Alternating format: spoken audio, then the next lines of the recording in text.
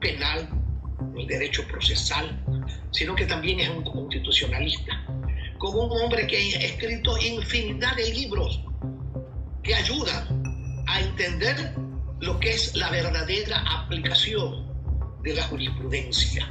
Ese hombre es nada menos que don Alfonso Zambrano Pasquel, a quien le damos el cordial buenos días y le preguntamos si nos está escuchando debidamente. Doctor, buenos días. Muy buenos días, don Julio. No, con su voz de trueno, claro que se lo escucha bien. Primera vez que me lo dicen, me dicen que hablo muy alto, pero es mi forma de vivir apasionadamente los temas en los que yo creo, ¿no? Puede ser, y estoy casi seguro de que estoy equivocado. Estoy casi seguro de que estoy equivocado. ¿Y sabe por qué le digo que creo que estoy equivocado? Porque por las cosas que he peleado no han cambiado, por el contrario, se han empeorado, ¿no? Yo creo que en algunos temas, al menos en los que yo me involucro, estamos andando como el cangrejo para atrás, ¿no? Especialmente en materia educativa, que es el tema que a mí me involucra, porque creo que este país solo cambiará cuando cambie su educación. No hay otra forma. Aquí usted podrá meter a la cárcel no a los 100.000 que tenemos, a 200.000, a medio millón, a 1 millón de ecuatorianos, y esto no va a cambiar, porque ese no es lo fundamental. Doctor, dígame una cosa, usted que es un hombre tan docto en la materia jurídica. Sé que usted se graduó allá por el año 73 en la Universidad Laica y que después en el 79 alcanzó un doctorado. Hoy es un máster en temas constitucionales. Pero quería preguntarle una cosa fundamental. ¿Qué le parece la declaratoria de emergencia para llenar las vacantes dentro de la función judicial que ha hecho el Consejo de la Judicatura? ¿Le parece a usted conveniente? Dicen que se necesitan jueces, que se necesitan fiscales. Usted, con conocimiento de causa, ¿qué opina? Don Julio, reitero mi agradecimiento y le espera también mientras me ponía en orden para poder estar con usted. A ver, yo le voy a responder, sin duda que sí. Pero usted dijo algo muy cierto, porque además ahora se habla de emergencia. Usted dijo algo muy cierto. Se han concesionado en el Ecuador las vías, lo estaba escuchando, y son las vías que mejor se mantienen. ¿Ya? Cuando el Estado hace algo, hace esos parches y pasa todos los años remendando, como pasaba con la carretera, porque vivimos acá en la costa, Guayaquil, Salinas, pero concesionada, más allá de los problemas que pueda tener la constructora en otro ámbito. Pero el que recibe la concesión a determinados años sabe que tiene que mantenerla.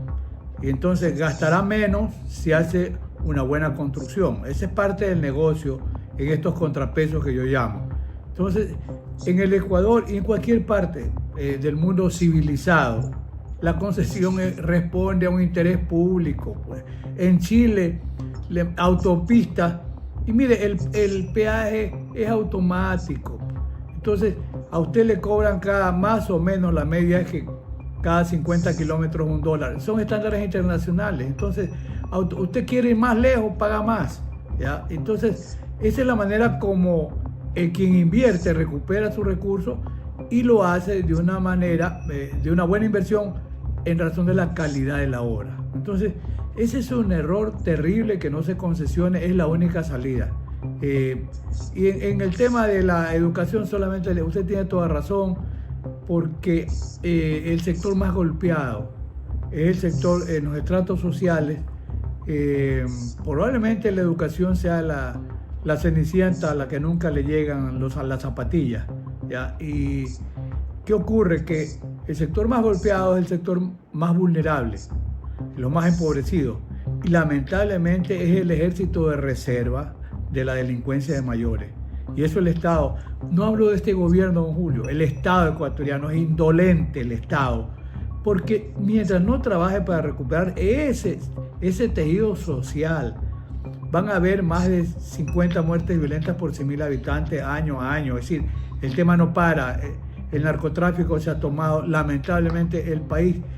Le dolió cuando dijo una revista internacional inglesa, narcoestado, pero ¿qué otra cosa somos?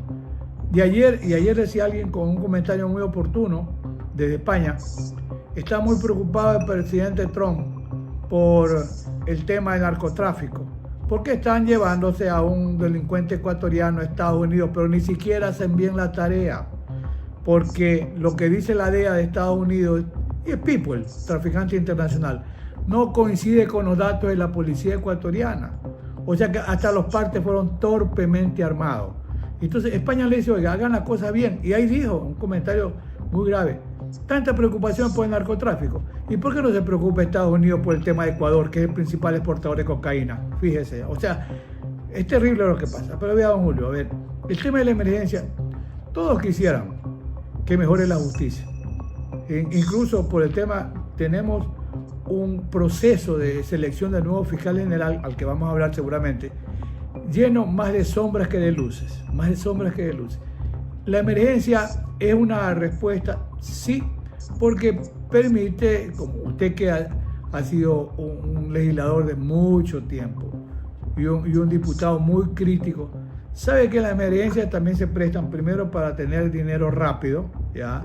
Superar las famosas barreras de los concursos, pero cuando quiere el señor Estado torpedear, le pone 10 torpedos a fondo, como el CERCOP con el tema de Guayaquil. Yo no sé qué fiesta puede haber en Guayaquil, ha dado una pena que la gente va a Guayarte, pero no hay. Estamos, ¿a qué día, don Julio, ya de la fiesta de Guayaquil? ¿A 2 semanas? ¿Y qué programa hay? Y si no hay recursos. Ya, es una manera de castigar también a la ciudad, y eso tenemos que ser muy, pero muy conscientes en la posibilidad de elegir un nuevo alcalde. Entonces, mira, las cosas van confluyendo. Entonces, la emergencia es buena, sí, necesaria. Yo diría en principio que sí, don Julio. ¿Pero para qué? Son como 700 vacantes y hay 500 vacantes en fiscalía. Entonces, cuidado, mañana se le ocurre también declarar en emergencia a la fiscalía y son 500 puestos más. ¿Cómo se lo va a reclutar?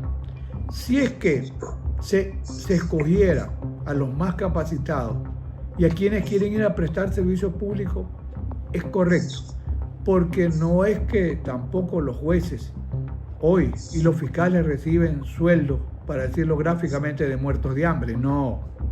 Antiguamente la función judicial de Ecuador y la policía, recuerda usted, don Julio, paralizaban sus actividades. ¿Por qué? Porque no le pagaban ni ese básico para morirse de hambre. La función judicial paralizaba sus actividades.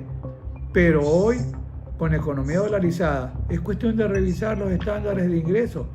Para mí, Ecuador, los jueces reciben un ingreso, uno de los más altos de América Latina. Hablamos de esta realidad, no hablamos ni de Europa ni de Estados Unidos, no, de esta realidad.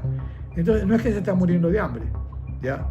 Lamentablemente, hay un proceso de corrupción, es la realidad, don Julio, que se ha tomado muchas instituciones, y yo sobre esto le digo, luego, por su edad, que es como la mía, nos vamos olvidando algunos temas. Ahí yo digo, a ver, usted quiere transparentar todo.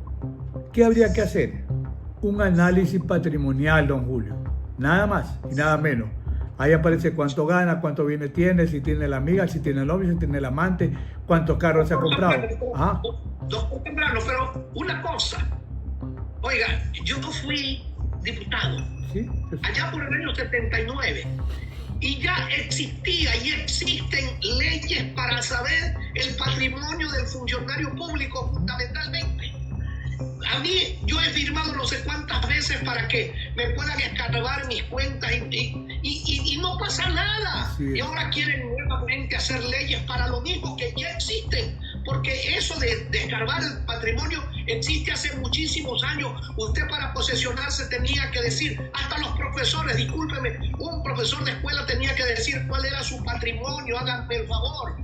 Entonces, no es una novedosa, ya todo el mundo lo sabe, pero lo escarban ahora, lo escarban, por ejemplo, para los alcaldes y para los funcionarios que no son del gobierno, preelectoralmente. ¿Por qué no lo han hecho durante todo este tiempo?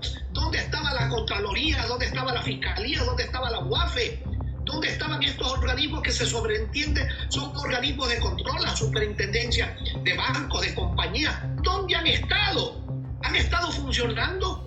¿O han estado en forma cómplice con todo lo que pasa en el país? Porque leyes hay, mi querido doctor, y usted lo sabe, y yo quisiera que ese tema usted lo toque. Leyes hay para todas estas cosas, pero lamentablemente el problema no son las leyes, son los que tenemos que aplicar las leyes. ¿O no es así, mi querido doctor? Así es, don Julio. Y mire, en el tema del análisis patrimonial, cierro esta idea. El análisis patrimonial debe hacerse a toda la policía, porque aparecen a veces generales ricos que no pueden explicar el origen de sus recursos. Toda la policía, desde el alto mando hasta los mandos inferiores. Toda la función judicial. Todos los consejos de la judicatura.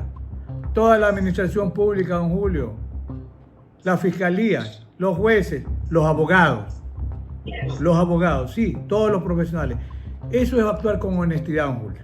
Un análisis patrimonial va a revelar el incremento patrimonial no justificado que constituye delito de cualquier manera. Y los testaferros, los que le ponen el nombre, el amante, la amante, igual, todos marchan cuando hay honestidad.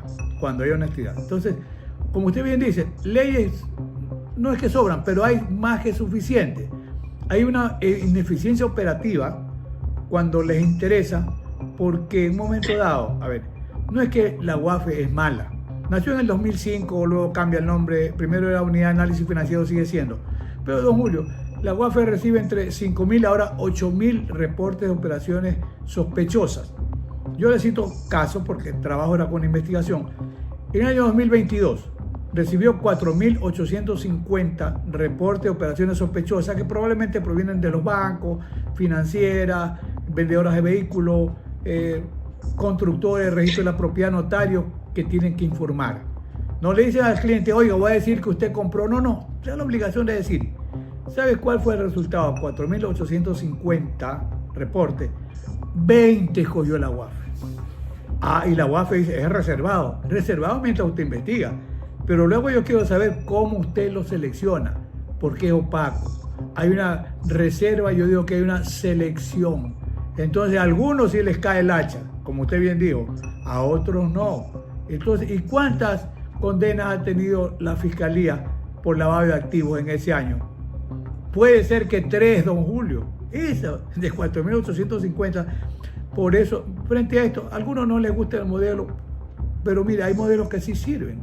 Como por ejemplo, el FinCEN de Estados Unidos, porque trabaja con inteligencia financiera, porque tiene analistas patrimoniales, porque utiliza toda la tecnología, y por eso es que en Estados Unidos, por ejemplo, se puede descubrir atracos como lo de Carlos Poli, que se fue huyendo del país.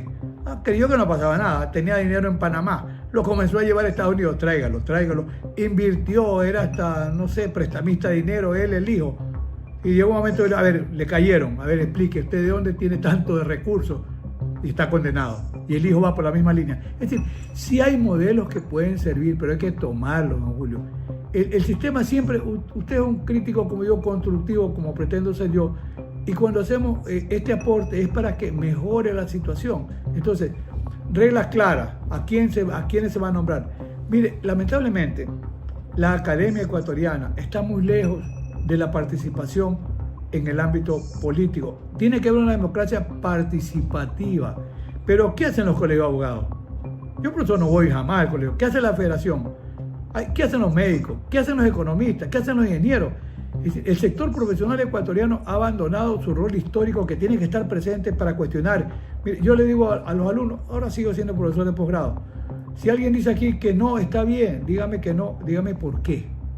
¿Por qué no le gusta? Y algo más importante, proponga algo positivo, pues, porque eso es el crítico constructivo. Entonces, totalmente de acuerdo. Que haya un concurso transparente, porque va a haber posibilidad, porque le van a dar dinero. Saber, porque ¿sabes qué es lo grave, don Julio? Que lamentablemente estos concursos permiten que actúen a veces muchos jueces de bolsillo, jueces golondrina. Los ponen ahí porque los necesitan y después los votan. Mire, la intromisión del Consejo de la Judicatura, por lo menos en los últimos tiempos, Wilman Terán está preso no por perseguido político, por actos de pillería, porque, mire, en este tema de la elección de los jueces hay que volver a tomar una idea. A ver, ¿quién nos designa? Consejo de la Judicatura. ¿Ya? El Consejo de la Judicatura, lamentablemente salpicado con actos de corrupción como los Wilman Terán, que mandaba a casi que ordenar a los jueces y a las juezas cómo actúen. Tenía unos emisarios, unos testaferros, que como yo digo, fueron en el fondo tan miserables porque le mordieron la mano al que les dio de comer, porque les dio trabajo. Unos abogados jóvenes se convirtieron, ahora son testigos informantes, testigos protegidos, cooperadores. Bueno, no es que es malo el sistema de cooperación, lo utilizó Italia contra la mafia, pero aquí se utiliza a testigos protegidos para casos como Metástasis. No digo que todo está malo, pero hoy abogados delincuentes arrepentidos, como vimos, como el otro sujeto que le decía mi estimado a Norero, creo que se pidió Angulo, no sé si será abogado o no.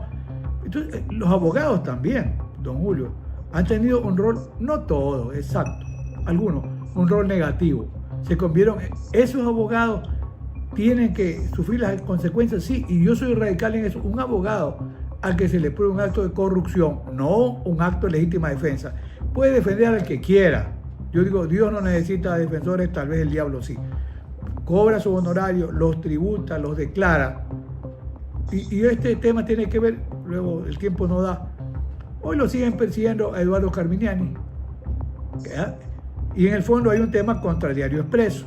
Y Eduardo es figura importante como abogado y como directivo del diario. ¿Y por qué lo persiguen? Por honorarios que él cobró. El caso Sinohidro, sí, pero él los declaró, tributó. Y no ha dado un centavo porque el cohecho es dar y recibir, es de doble vía. El sujeto extraño, el extraneus, el particular, este caso Carminiani cobra, fueron $2 millones. No importa si pueden ser 20, pero él los declaró, los pagó y los tributó.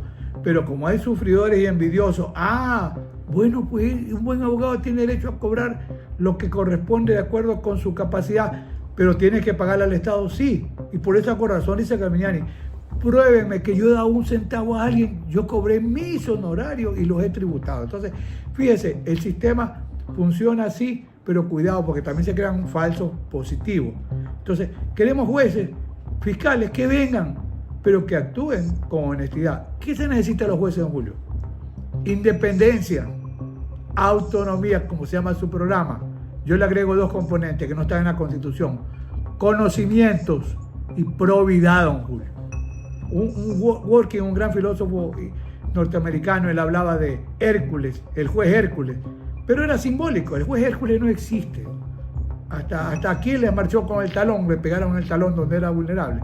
Entonces, sí, el sistema tiene que mejorar, don Julio, tiene que ver con todo el eficiente. Yo estoy en desacuerdo que el Consejo de la Judicatura sea el órgano, que sea el órgano de control, sí, de las inversiones, de que, oiga, don Julio, si usted ha tenido que ir, vaya pues a las Torres de la Florida Norte en Guayaquil, se caen a pedazos.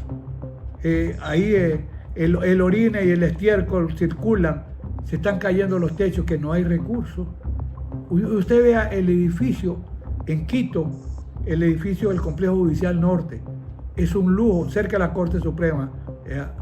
Ese edificio tiene más de 10 años, bien mantenido, ascensores en buen estado, con los mismos recursos. ¿Y qué pasa con la función judicial del Guaya? ¿Y alguien reclama? Por ahí he visto alguna cartita del Colegio de Abogados, pero la función judicial no quiere hacerlo porque tiene miedo. Mañana alarma un expediente, cuidado, estés molestando, disculpe la expresión, estés jodiendo. Entonces, trabaja en esas condiciones, eso tiene que ser dicho así. Y quieren emergencia, pero no terminan ni siquiera de arreglar el patio sucio. Pero ojalá que sea un concurso transparente, ¿no? Y que no sean mal utilizados los jueces, porque deben recordar, jueces y fiscales, el cargo no es permanente. El cargo no es permanente. Ajá. Doctor Soprano, dígame una cosa. Usted al comienzo de su intervención hablaba del claroscuro que se presenta en la elección del nuevo fiscal general de la nación, que es un cargo recontra que trascendente, recontra que importante. Aquí en el Ecuador es un cargo, oiga, que tiene un poder extraordinario, especialmente si se lo sabe manejar positivamente. Pero muchas veces hay fiscales que llegan y para quedarse en el cargo son como, vamos a decir una palabra suave, como balsa en marea, ¿no? Ahí están flotando, ¿no? No tratan ni de sobresalir ni de hundirse, sino de flotar nada más. Dígame una cosa, ¿está bien el proceso como se lo está llevando? Hay voces altisonantes que dicen no está bien, hay otros que dicen que sí está bien. ¿Usted qué cree con su experiencia como jurista y conocedor de los entretelones de la judicatura en el Ecuador? Mira, algunas reflexiones, don Julio. En este tema del momento actual, hay observadores internacionales que no tienen ningún interés sino cumplir con su trabajo y dicen el proceso está mal llevado. Don Julio, usted que fue diputado, sabe, y que tiene bastante experiencia y años corridos, sabe que, sí, es verdad, el cargo de fiscal general hoy tiene un poder bien entendido, el concepto de poder, de investigar, de buscar la verdad a través de una actuación. Mire, el fiscal, ojo, yo digo, el fiscal no es imparcial. ¿Pero por qué? Porque trata de buscar la verdad en un sentido, ya que no sean impunes los delitos. Pero el fiscal tiene que actuar con objetividad, buscando elementos de cargo y elementos de descargo. Esa es la misión del fiscal. Ahora, don Julio, el modelo de la Fiscalía Ecuatoriana sí ha cambiado, incluso en la designación de origen. Alguna vez, muchos años, la Corte Suprema designaba al fiscal general y buscaba a buenos valores, con la independencia que tiene que ser un fiscal. Yo lo nombro y usted actúe bien, que para eso lo llamo, para que me haga quedar bien también, digo yo, como función judicial. Luego cambia el modelo y en un momento dado ya del Ejecutivo proviene la terna y va al Congreso en el que usted estuvo. Y ahí viene un ejemplo del mejor fiscal que ha tenido el Ecuador. Cuando hablamos de vara alta, pero usted, claro, Edmundo Durán Díaz. Un ejemplo de fiscal por conocimiento, por incluso imparcialidad, por la objetividad, que no se dejó secuestrar del poder político. A Edmundo Durán le tocó las arremetidas de Febres Cordero presidente y Edmundo se quedó hasta el último día del ejercicio de su cargo y dijo: yo no voy a renunciar porque no le gusto al presidente. Y Edmundo es un caso, creo, único en la historia del Ecuador. No dejó un solo caso, ni un solo caso sin resolver. Entonces, cuando se le quiso hacer un homenaje al principio, los profesores de la Universidad Católica, donde Edmundo era profesor, me llamó y me dijo: oiga, Alfonso, ¿usted está en la idea de que se me haga un homenaje, un comité? Claro, maestro, usted se lo merece. No. ¿Sabe por qué, Alfonso? Porque yo no he hecho nada todavía como fiscal general. Cuando termine mi cargo, si yo me merezco un homenaje, lo voy a aceptar. Pasaron los 5 años e incluso después yo lo hago con padres y amigos. Y un día me dijo: compadrito querido, ¿te acuerdas? Cuando yo dejé el cargo, nadie me hizo un homenaje de despedida. Así es la vida. Pero fíjese, don Julio, se escogió un gran fiscal. Luego cambia el modelo, Consejo de la Judicatura. Yo soy contrario a que haya una selección, Consejo de Participación Ciudadana en este caso, que está desprestigiado. Mire, las instituciones no es que son malas por sí. Mi maestro, el doctor Zavala, decía: la institución puede parecer buena, pero cuidado quienes manejan la institución. Es como los códigos y leyes. Yo he trabajado en proceso de legislación y mi amigo, el argentino Julio Mayer, que hace este modelo acusatorio con fiscal que investigue y los jueces que controlen, él siempre decía: puede haber buenos códigos, buenas constituciones, pero el mejor código sin buenos operadores, fiscales y jueces, no sirve, don Julio. O sirve para perseguir a los enemigos políticos, porque a veces se habla de un sistema penal, un derecho penal, derecho penal del enemigo, perseguir a los delincuentes. Sí, pero también hay un derecho penal para los amigos. A los amigos los dejamos, ¿no?, fuera de la persecución. Entonces, ahora estamos, ¿por qué el cuestionamiento? Hay una comisión de selección, don Julio.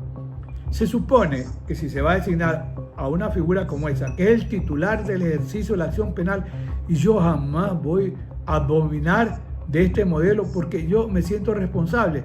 Esta criatura, el modelo acusatorio en el Ecuador, tiene paternidad tripartita. ¿Por qué? Es único. Quienes hicimos este modelo, ahí sí yo hablo en defensa propia: Edmundo Durán Díaz, gran fiscal general, comisión redactora; Walter Guerrero de Bianco, gran catedrático de la Central de Quito, presidente de la Corte Suprema. Y el tercero, Hugo Ordóñez Espinosa, contralor. Hugo Ordóñez Espinosa, ¿qué contralor? Así es. Bueno, es la época de Roldós. Entonces, buscaron presidente a los mejores.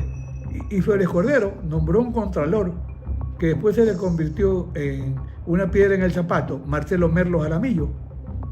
Inmanejable. Y yo creo que ese es el problema que tiene Pipo de la Gaja, que lo han banqueado.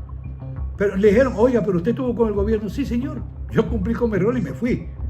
Y ahora, no, yo no tengo nada contra el gobierno, ni creo, dijo Pipo, que tenga nada contra mí.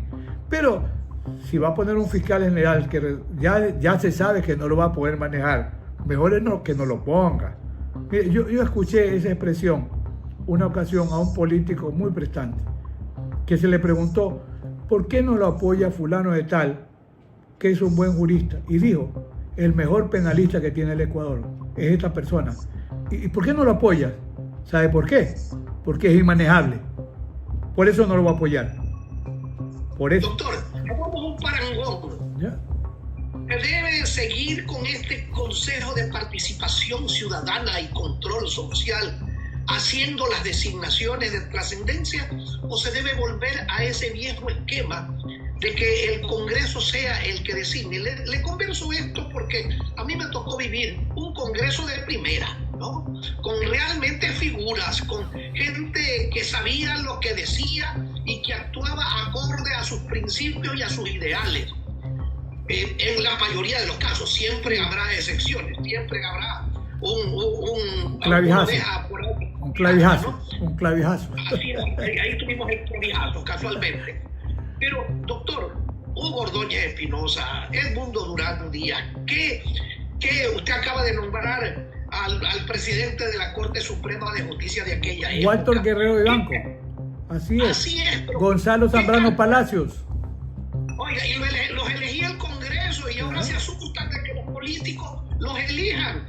Pero habían buenas elecciones. Acá ahora se llenan de trámites, que el veedor, que la comisión especial, que la especialísima, que pasa por aquí, que pasa por allá.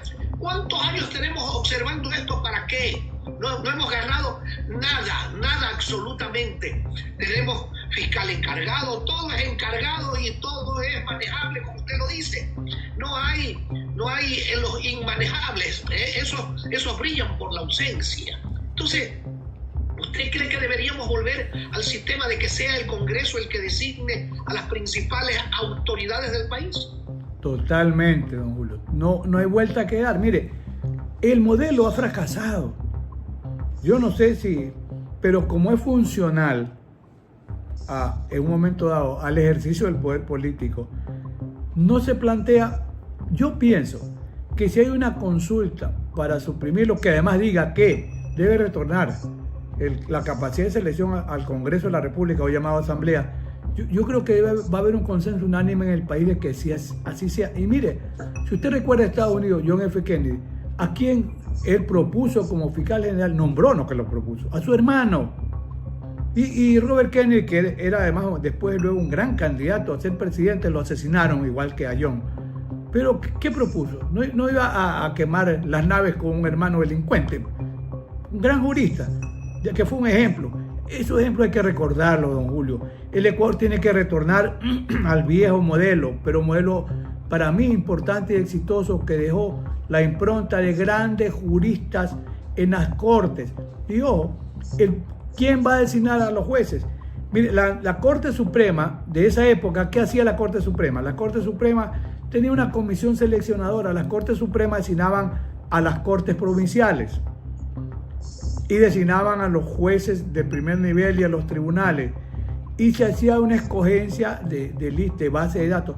Si quiere una con participación académica, bueno, puede la Corte Suprema tiene que retomar su poder nominador, y quiere transparentar bien, convoque a la Federación Nacional de Abogados, a los colegios de abogados, reglas claras, prepárenme un reglamento, ponga veedores de parte de la propia función judicial, que sean los magistrados de la Corte, ojalá que retome el nombre de Corte Suprema, no por el nombre así, sino un poco por la prestancia, y que haya reglas claras. Don Julio, el proceso de corrupción que se ha conocido, por ejemplo, en casos como Purga, vergonzoso o Plaga, como lo llamen, lamentablemente hay que reconocerlo, la Corte Provincial del Guayas salió muy salpicada. Todavía por ahí está hasta la presidenta de la Corte, está presa, no sé en dónde anda. Operadores que se infiltran, como esta señora Mayra Salazar, que también le mordió la mano a quien le dio de comer. que después se convirtió en una confidente ya de la función judicial y una delatora eficaz, y la premiaron y no devolvió nada. El sistema terminó dañándose en esas condiciones. Eso es borrón y cuenta nueva. La Corte Suprema tiene que ser el ente nominador de gobierno de toda la función judicial. El Consejo de la Judicatura, yo no estoy de acuerdo que se lo elimine. Vaya a construir buenos edificios, a darles mantenimiento, preocúpese de la parte operativa. Pero la parte jurisdiccional tiene que regresar a la Corte Suprema. Es la manera correcta. Entonces, la Asamblea tiene que designar buenos jueces, y esos buenos jueces tienen que honrar el ejercicio del cargo. ¿Para qué? Para nombrar jueces subalternos de buena calidad. Mire, que hay un control, sí, yo creo en el control, y de pronto veamos, el Consejo de la Judicatura podría manejar expedientes disciplinarios contra jueces de rangos inferiores. Puede ser, yo diría, hasta cortes provinciales a la Corte Suprema. Pues quieren los jueces de otro nivel, hasta el rango menor, que el Consejo de la Judicatura cumpla la función disciplinaria con reglas claras. Mire, ese es un contrapeso, el contrapoder que siempre llamamos, don Julio. Es lo correcto, debe ser eliminado ese Consejo de Participación Ciudadana. Este Congreso, si hicimos que se anule el concurso para fiscal general. Entonces, como usted decía, debe tener muchos méritos. El fiscal general, pues encargado, seguirá en funciones, no sé hasta cuándo. Yo no digo que todos los candidatos sean malos. Hay jueces que están concursando, pero a algunos pues les quitan puntos, a otros se los mejoran, etc. No hay transparencia. Y es importante, quien preside la comisión de selección del nuevo fiscal general, mire, puede haber estudiantes brillantes, yo los he tenido a lo largo de, qué sé yo, 40 años, 50 años en la clase, pero don Julio, no es que un estudiante, por brillante que sea, puede ser el más preparado para la nominación del cargo de fiscal general. ¿Por qué? Quien preside la comisión es una abogada, debe ser muy inteligente, graduada hace 1 o 2 años. Tendrá capacidad y conocimientos suficientes para entrar a dirigir la elección del fiscal general del Ecuador. Mire, tiene que haber una comisión seleccionadora externa. ¿Yo qué sugeriría? ¿Quiero una comisión seleccionadora? Sí, con expertos internacionales. Pídale uno a Colombia, uno a Chile, pídale uno a Argentina, pídale si quiere un veedor a la Comisión Interamericana de Derechos Humanos. Una selección de esa calidad sí garantizaría transparencia, imparcialidad y la posibilidad que el Ecuador demanda de escoger al mejor candidato, don Julio. Doctor, una última inquietud, porque ya se nos viene el tiempo encima y le ruego que sea muy breve. ¿Qué les parece esto de que en esta época preelectoral se encuentran, ahora sí se desempolvan casos viejos, se los vuelven a tapar, se los vuelven a desempolvar, ahora sancionan a los partidos políticos, a los candidatos en época preelectoral? ¿Por qué no se lo hizo antes? ¿Y por qué ahora? ¿Que se trata de eliminar adversarios en acciones judiciales? ¿Estamos judicializando la política, o la política está metida dentro de la justicia? ¿Qué es lo que está pasando? Porque yo no lo entiendo. Hay mucha gente que me dice, ahí está la mano negra del gobierno. Y realmente diera la impresión, en algunos casos, de que sí hay razón para verlos vestidos presos, para tenerlos sentenciados o para eliminarlos, pero en otros casos, ¿está todo bien? No está todo bien, don Julio. Sí, mire, si un fiscal tiene razón, y eventualmente, estoy pensando, si el alcalde de Guayaquil, Aquiles Álvarez, con nombre propio, ha cometido delitos, que se los pruebe y se los condene, punto. ¿Ya? Si el alcalde de Esmeralda, que está preso, ha cometido delitos y se le prueba, que se lo sancione. Si el alcalde de Machala ha cometido delitos, que se pruebe y se lo sancione. La extraña coincidencia es que los 3 alcaldes están identificados con la Revolución Ciudadana. O sea, se mira para un lado y no se transparenta realmente la posibilidad de... Hay que fiscalizar, pero por supuesto, don Julio. Pero mire, le doy... Hay una cosa, por él hoy escuchaba a una persona decir, pero ¿y por qué no sancionan a los alcaldes del gobierno? Y el gobierno dice, no, si yo no tengo alcaldes. Bueno, pero mire, tiene razón esa parte lógica de la explicación. Pero mire, para concluir, don Julio, por su tiempo, sí hay que cuestionar cuando hay un ejercicio abusivo del poder político y no hay un contrapoder para equilibrar la balanza. Mire, ejemplo, en Estados Unidos el poder ejecutivo es fuerte, sí, pero hay un Congreso que hace respetar su posición. Y cuando el presidente Trump quiso desconocer la nacionalidad de los hijos de migrantes, le dijeron: no, señor presidente, porque la enmienda 14 garantiza la nacionalidad de aquellos que nacieron aquí y los que la adoptaron. Y la Suprema Corte de Estados Unidos es un ejemplo. Cuando han querido, ojo, investigar a la primera dama, doña Melania Trump, la barra de abogados del presidente Trump, que son buenos abogados, corrieron a la Corte Suprema a decirle: no, cuidado, mire que la quinta enmienda, la autoincriminación, la reserva, porque es la cónyuge. En la Suprema Corte, donde hay 6 jueces vinculados con el Partido Republicano, 3 con el Demócrata. Los 9 jueces de manera unánime, y el Partido Republicano es el partido del presidente Trump, los 9 jueces de manera unánime dijeron: petición improcedente. Eso es actuar respetando lo que yo llamo el contrapoder en este juego democrático que debe ser bien entendido, donde debe haber contrapeso, don Julio. Le quiero agradecer, doctor Alfonso Zambrano Pasquel, por la oportunidad muy brillante de conversar con usted, con ideas claras, con planteamientos objetivos y fundamentalmente con el norte que debemos tener de quienes hacemos en alguna forma opinión pública: el bienestar común, el mejoramiento de la calidad de vida de nuestros congéneres y fundamentalmente el mejorar los destinos de la patria. Muchas gracias, doctor, por su participación importante y ojalá pronto lo volvamos a tener aquí en Autonomías, gracias. la verdadera Gracias.